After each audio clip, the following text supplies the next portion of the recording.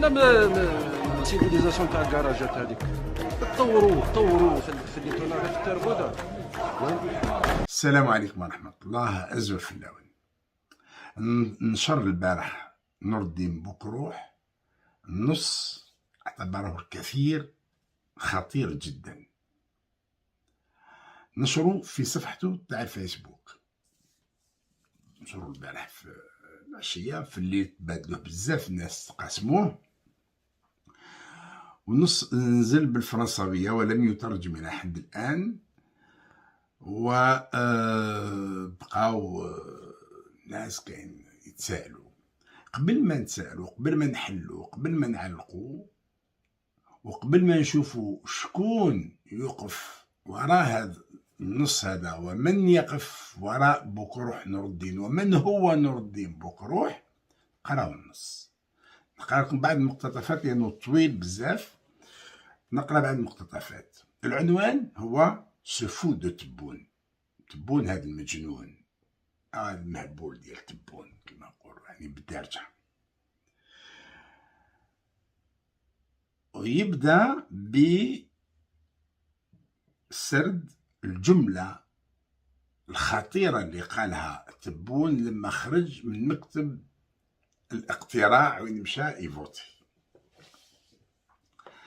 Le taux de participation ne m'intéresse pas. Ce qui m'importe est que ceux qui sortiront de l'urne détiennent la légitimité populaire qui leur permettra demain d'exercer le pouvoir législatif. تبون كان قالها بالعربية وترجمها نور الدين ترجمها بالفرنسوية. يقول نسبة المشاركة، وهذه الناس كامل شفت عليها وسجلتها، نسبة المشاركة ما تهمنيش. اللي يهمني هو انه شكون اللي يخرجوا من هذا الاقتراع وتكون عندهم شعبية، تكون عندهم شرعية شعبية اللي تسمح لهم باش يمارسوا السلطة التشريعية. على هذه الجملة نور الدين بوكروح يرد بجملة قالها إيمانويل ماكرون الرئيس الفرنسي، اللي تقول، يعني هذه الجملة هذه جات ترد، تقول يتم تبرير الكراهية والعنف المدني ضد القادة عندما لا يمكن تغييرهم أو التأثير على قراراتهم. ماكرون ما قالهاش بالعربية، قالها بالفرنساوية وكتبها نور الدين بوكروح بالفرنساوية. La haine et la violence civile se justifient à l'égard des dirigeants quand on ne peut pas les changer ou infléchir leurs décisions. بالدرجة الكره والعنف المدني يتبرروا ضد القادة السياسيين لما ما نقدروش نبدلوهم وما نقدروش نأثروا على قراراتهم. ومن بعد يستاهل نور الدين بوكروح النص تاعو يبدا يكتب، يقول عبد المجيد تبون a échappé à la prison grâce au général Gaïd Salah, chef d'état-major de l'armée, qui en fit d'autorité le président putatif de la République en pensant qu'avec lui, il tiendrait plus sûrement l'Algérie. Il décéda 48 heures après la prestation du serment présidentiel par son poulain dont le fils était en prison depuis plusieurs mois. يقول عبد المجيد تبون سلك من الحبس بفضل جنرال قايد صالح قائد أركان الجيش اللي استغل سلطته باش تجعل منه رئيس جمهورية، وكان يظن باللي راح يشد الجزائر، يتحكم في الجزائر من خلال هذا الراجل هذايا، ولكنه توفى 48 ساعة بعد أداء القسم الدستوري، اليمين الدستوري الرئاسي من طرف مرشحه اللي كان ولده، يعني هذا تبون اللي كان ولده في الحبس منذ عدة أشهر. شوف كيفاش ربطها كامل بالحبس، تبون وولده وقايد صالح. يجي في الفقرة الثانية ويقول Un autre général, chef des services secrets au moment de l'élection présidentielle, avait jeté son dévolu sur un autre candidat qui, quelques heures avant la proclamation des résultats, avait été annoncé comme le gagnant. Quelques semaines plus tard, ce général était condamné pour trahison par la justice militaire et dégradé au rang d'homme de troupe. Quant à son cheval de course, un certain Mihoubi, il a disparu du paysage politique et attend son tour de comparaître devant la justice pour de présumés faits de corruption. يعني تبون يقول لك كاين جنرال واحد اخر اللي كان هو رئيس المخابرات اثناء الانتخابات الرئاسيه وكان معول على مرشح واحد اخر اللي بضع ساعات قبل الاعلان عن النتائج الرئاسيه، نتائج الانتخابات الرئاسيه، كان قالوا عليه انه هو الفائز. بضعة أسبوع من بعد هذا الجنرال تم الحكم عليه من طرف القضاء العسكري بتهمة الخيانة، وتم تجريده من رتبة جنرال إلى رتبة جندي. أما الحصان اللي كان معول عليه اللي سميوه ميهوبي غاب من العالم السياسي وراه يستنى دوره باش يتحاكم بتهم تتعلق بالفساد. فقرتين تلخص فيها كل شيء. بعد يمشي السي نور الدين بوكروح يبدا يصفي ويغربل.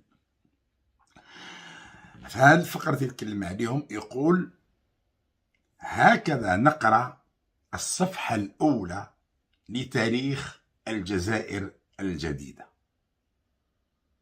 Voilà ce qu'on peut lire sur la première page de l'histoire de la nouvelle Algérie. هذا واش راح نقرأه على الصفحة الأولى، هذه الفقرتين اللي ذكرتهم. يقول لك: لم يحدث jamais dans l'histoire des nations une telle proximité entre la prison et le sommet de l'État n'a été constatée. قال عمرها في تاريخ الأمم ما كان الحبس قريب بهذه الدرجة من قمة الدولة، من قمة السلطة تاع الدولة، ما كان قراب إلى هذه الدرجة. يعني كيما كان قادر يكون في الحبس تبون صاب روحو رئيس جمهورية، كيما كان قادر يسيب روحو رئيس جمهورية عز الدين ميهوبي راح يسيب روحو في الحبس. شوف شحال قريبة المسافة ما بين الحبس وقمة الدولة. يواصل نور الدين بوكروح ويقول: moins d'une année après son intronisation, le Covid-19 frappait Tebboune, le mettant entre les mains de la mort. La médecine allemande réussit à l'en arracher et à le remettre sur pied. Mais nul ne pouvait imaginer qu'un impondérable dû au Covid-19 ou à autre chose allait livrer à un sort peut-être pire, celui de la folie, car mieux vaut perdre la liberté et la vie que la faculté du discernement qui prive de leur jouissance. يقول: أقل سنة بعد تنصيبه على رأس الدولة، كوفيد 19 ضرب تبون ووضعه بين أيدي الموت. الطب الألماني نجح باش يسلكوا من الموت ويعاود يحييه يردو، يعني في الصحة اللازمة، على remettre sur pied. طبعا كاين كلمات ما تترجمش يعني من الفرنسية للعربية. des expressions لو ترجمهم يفقدوا معناهم. المهم المعنى هو اللي يهمنا هنا. يقول لك إذا الطب الألماني أنقذ تبون، ولكن ما قدرش يتصور شيء ما كانش منتظر، هو انه كوفيد 19 راح يجعل تبون في وضع اخطر من الموت، وهو الجنون، الهبال. يقول لك الأحسن أنك تفقد حريتك وتفقد حياتك، وإلا تفقد قدرتك على التمييز بين الأمور، على قدرة التمييز اللي بنادم يتمتع بها. أحسن لك أنك تموت أو تفقد حريتك.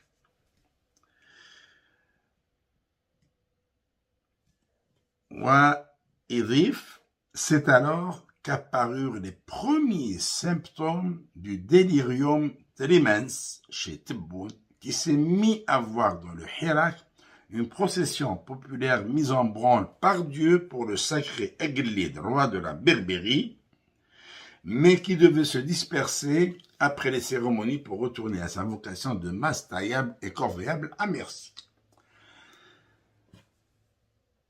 يقول لك لما فقد قدرة التمييز، يقول لك بداو يظهروا أعراض تخراف، بدا يخرف، دارو ديلير عن تبون. وبدا سيدي يشوف الحراك بأنه هذا الوقفة الشعبية اللي خلقها ربي باش تجعل منه هو ملك بلد البربر مع بربري،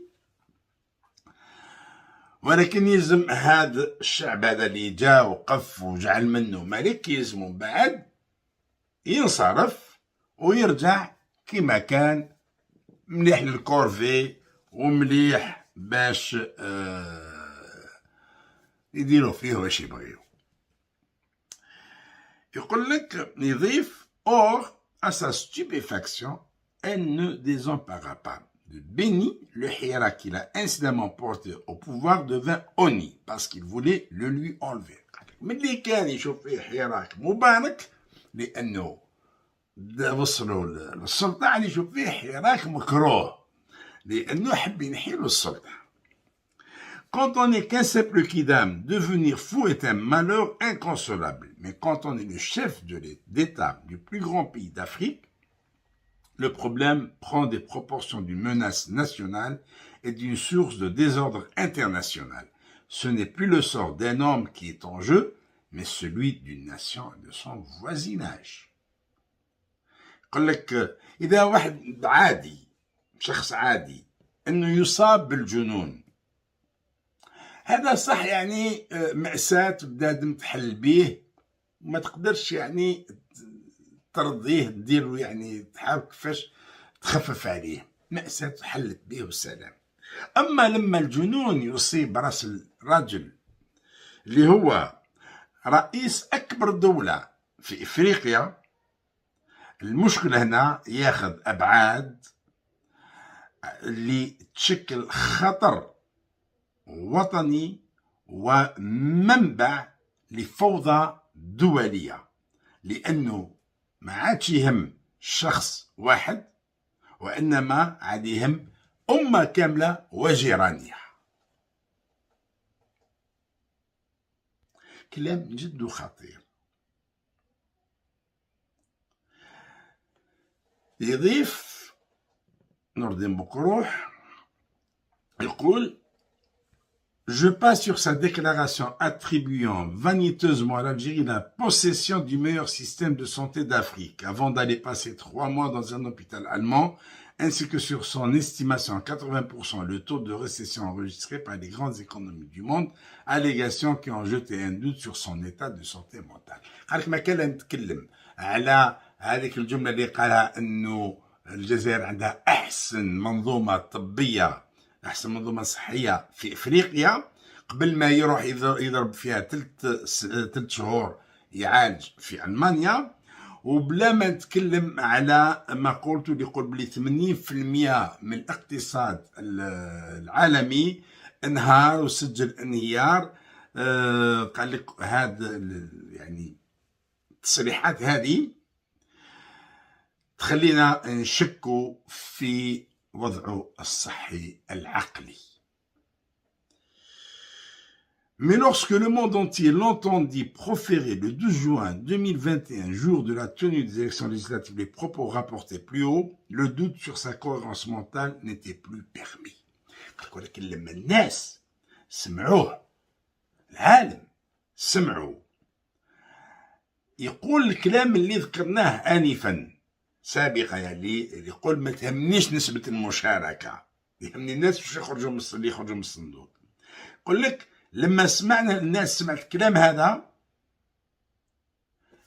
الشك على انسجامه العقلي ما عادش مسموح به. ما هوش مسموح لك تشك في انه الراجل هذا راهو وقع له اختلال عقلي. الاختلال العقلي اصبح شيء يعني جارونتي، مضمون، ماك حتى هضره، خلاص ما بقالكش تشك فيه.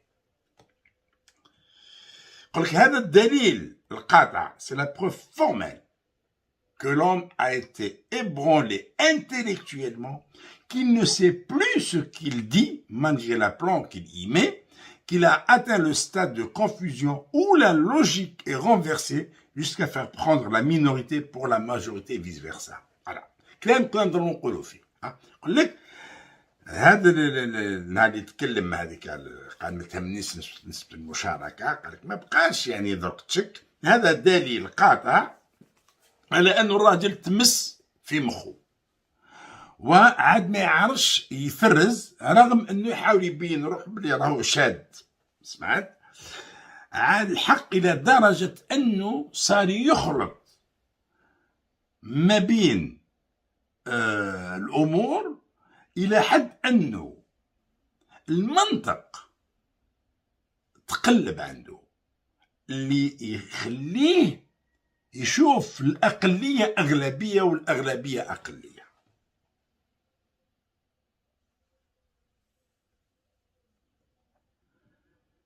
Il en est à déclarer en public qu'on peut être élu sans vote, que le nombre des votants n'a rien à voir avec la légitimité, ajoutant avec fierté qu'il puise sa certitude d'être sur la bonne voie dans le fait que la majorité du peuple va dans la direction opposée. يضيف نور بقرح ويقول الراجل صرح باللي تقدر ينتخبوك بدون انتخاب. On peut être élu sans vote. وأنه عدد الناخبين لا علاقة له بالشرعية. ويضيف بافتخار أنه يجبد هذا القناعة تاعو نابعة من أنه على الطريق الصحيح، الطريق السليم، بما أنه أغلبية الشعب في الاتجاه المعاكس له. أكتفي بهذا القدر من النص اللي كتبه نور الدين بوكروح، واللي ما فيش كلمة واحدة في رأيي أنا خارج الطريق. فيش كلمة واحدة خارج الطريق. كلام السيد جاب تصريحات تاع بوكروح، قال هاي التصريحات واش تدل على أنه هذا الراجل مختل عقليا، وهذا يشكل خطر على الجزائر ومستقبل الجزائر وعلى الجيران وعلى المنظومة الدولية. نزيد نضيف هذه الفقرتين مادام عندنا شوية وقت، ما نحبش نطول باش الناس ما تملش، ولكن نظن باللي الاخوان مهتمين بهذا الموضوع هذا، خاصة انه لم يترجم الى حد الان، وماذا بيا يستفادوا الاخوان من هذا النص ومن بعد نتكلموا عليه. يقول peut-on censément parler de légitimité populaire quand 30% d'un peuple disent oui à quelque chose et 70% non. C'est ce dernier taux et non le premier qui confère la légitimité. Sinon, ce serait le monde à l'envers. Mais Tebboune non à cure ne s'en rend pas compte, d'où l'impression de sincérité qui se dégage de lui au moment où il débite ses paroles incohérentes. Est-ce que نقدر يعني واحد يقدر يفكر ويتكلم يقول باللي الشرعية الشعبية تجي لما 30% من الشعب يقول نعم لشيء 70% يقولوا لا. اسكو هذه شرعية شعبية؟ يقول لك انه هذه النسبة دي تاع 70% هي اللي تعطي الشرعية وماشي 30% اللي تعطي الشرعية، وإلا يولي العالم يمشي بالمقلوب، يولي العالم يولي انوفير. يقول لك ولكن تبون ما يتحرواش كما نقولوا بالجزائرية، يقول لك ما يتحرواش، ما عندوش حاجة فيه، يسون فو. تبون يقول لك ما يتحرواش، وهذا اللي يخلي عندنا الانطباع تاع انه السيد صادق مع نفسه لما يقول هذا الكلام الغير منسجم. الكلام هذا ماهوش نورمال يعني. يقول لك السيد يسون فو كتبان لك بلي راهو صادق مع نفسه، كي تكلم بصدق هو لانه مختل عقليا. قال لك هكذا انه il a refoulé le souvenir qu'il a été élu par une minorité d'électeurs, 4,9 millions sur 24,5, que la conscience de la nouvelle Algérie qu'il a soumise à référendum a été rejetée par les 4/5 du corps électoral, que l'instance législative qu'il veut mettre en place, coûte que coûte, n'a recueilli au mieux que 30% des voix inscrites, refusant de voir le verre rempli à 70% de non. قال لك بهذا الكلام هذايا تبون يرمي للور، سمعت يطيش عليه ذكرى انه تم انتخابه باقليه ناخبين 4,900,000 من 24,500,000، وانه الدستور تاع الجزائر الجديده ويضحى بين ظفرين اللي حطوا الاستفتاء 4 من 5 جزائريين رفضوه، وانه المؤسسه التشريعيه اللي حاب يفرضها على الجزائر مهما كان الثمن ما جابت الا 30% من الأصوات المسجلة، يعني ك30% من الكتلة الناخبة اللي يشاركوا في هذه الانتخابات. وهو أعطى الأرقام اللي أعطاها النظام، الأرقام الرسمية. ويقول في الواقع en réalité, il n'y a pas eu 30% de participation à ce scrutin, mais au maximum la moitié, comme cela va s'avérer dans les prochains jours. قال لك في الواقع مش 30% اللي قال لك في أقصى تقدير النص تاع 30%، يعني 15% اللي شاركوا في هذه الانتخابات. Ce n'est pas le plus important avec Tebboune qui s'en moque. Il ne sert à rien de chercher à pinailler avec lui, d'essayer de lui faire entendre raison, de critiquer ses décisions ou de lui intenter un procès en dictature. قال لك شوف هذا ما يهمش تبون، هذه النسبة هذه الأرقام ما يهمش تبون، يسون موك ما يبالوش بها، سمعت؟ وما كان لا تحوس باش تقنعوا ولا تحوس باش تفهموا ولا قال تردوا للطريق ولا تجي تنتقد القرارات ديالو، او حتى اذا تحب تعمل له محاكمه بتهمه الديكتاتوريه. قالك هذه كاع ما يهموش تبون.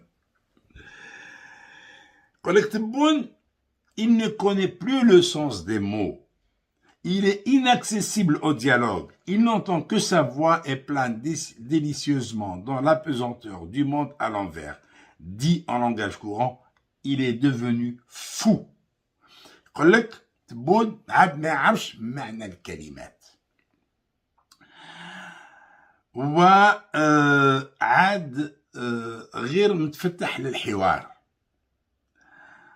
وما يسمع غير صوته، والراجل راهو يعوم ويطير. سمعت في فضاء تاع لو موند ا لونفير، وكيما نقولوا بالعامية صبح مهبول. نقول لك دي en langage courant il est devenu fou. النص مازال طويل باش يترجم العربية إن شاء الله عن قريب. نور الدين بوكروح يقدر يترجموا العربية على كل حال وينزلوا بالعربية، لأنه أكيد ما يطولش وينزلوا، لأنه يعرف باللي الرأي العام الجزائري أغلبيته يقرأ بالعربية الآن. في تسجيل قادم نشرح ونحاول نحلوا ونعلقوا على ما جاء في هذا النص، ونشوفوا من هو نور الدين بوكروح ولماذا هذه الخرجة هذه، ومن يقف خلف نور الدين بوكروح. السلام عليكم ورحمة الله. ربي يقدر الخير لبلادنا ويبعد عليها ولاد الحرام. صحافيها لشعبك، صحافيها لشعبك، صحافيها.